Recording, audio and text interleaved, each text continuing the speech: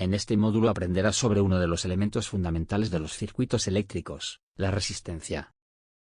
La resistencia es un componente eléctrico pasivo que debe el nombre a sus propiedades reductoras de corriente. En términos comunes, se resiste, u opone resistencia, a la circulación de corriente eléctrica. Cualquier elemento de un circuito eléctrico tiene resistencia. Por ejemplo, la resistencia de un trozo de cable es proporcional a su longitud, e inversamente proporcional al área de su sección transversal. Como probablemente adivinaste, dos elementos de dimensiones idénticas pero hechos de diferentes materiales, tienen diferentes resistencias. La propiedad que caracteriza la resistencia de un material específico se llama resistividad. Generalmente, la resistividad mínima la tienen los metales puros.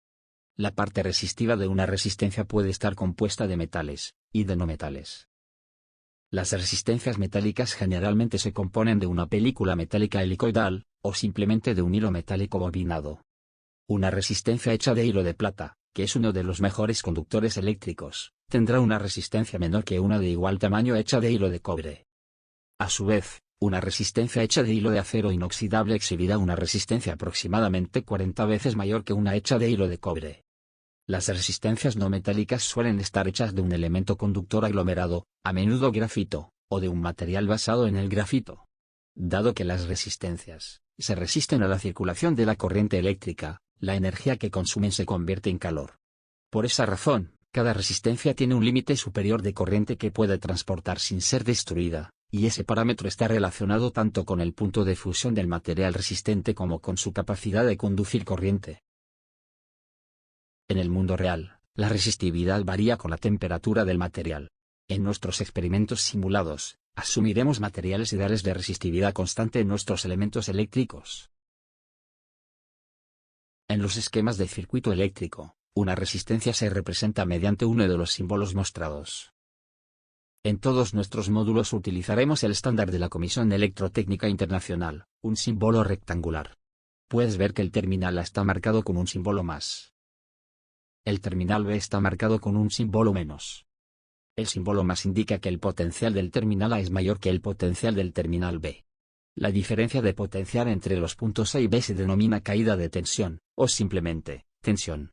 En los circuitos eléctricos, normalmente, está representado por el carácter U. La corriente eléctrica se indica con la letra I. La corriente eléctrica siempre fluye desde el punto de mayor potencial hacia el punto de menor potencial. Si la corriente representada por la flecha roja pasa a través de la resistencia, aparece una caída de tensión, U, en esa resistencia. Una caída de tensión está representada por la flecha azul. Puedes ver que en el elemento resistivo, la caída de tensión, siempre apunta en la dirección opuesta a la que la corriente circula por este elemento.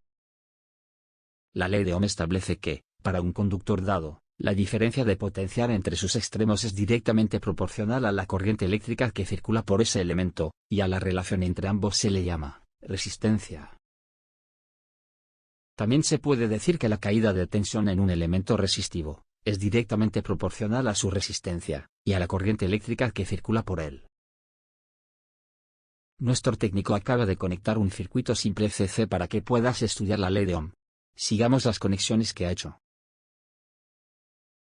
La fuente de alimentación de voltaje es el primer componente del circuito, y se conecta a través de un interruptor a un amperímetro que mide la corriente del circuito. Desde el amperímetro tenemos un cable hasta la resistencia, y otro de vuelta desde esta hasta el segundo terminal de la fuente de voltaje.